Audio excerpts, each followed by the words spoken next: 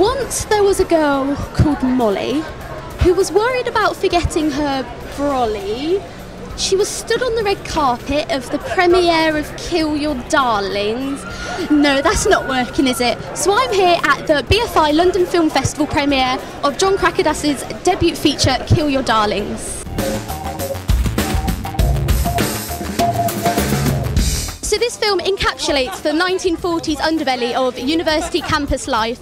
We follow Alan and Lucien as they try to have their new vision achieved, but at the same time they must fight their own battles, primarily in David Cameron, an ex-university professor obsessed by Carr who will go to any extent to pursue him and remind him of his dark, secret past. This university exists because of tradition and form. Then how do you explain Whitman? He hated rhyme and meter. They're all guards in some prison.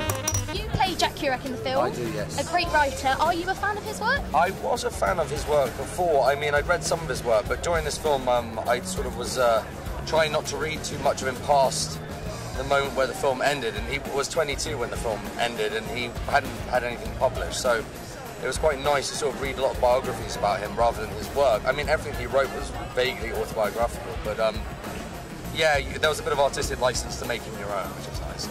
It was a fantastically well-written part. It's hard to pin down exactly what about him. I mean, I suppose it's the amount he lives in his head, and his intellect is such a rich part of his life. I don't think I've ever played a character who is as verbose and as sort of argumentative in some senses when he's passionate. Do you think you've honoured the Lucien Carr and Allen Ginsberg in the film?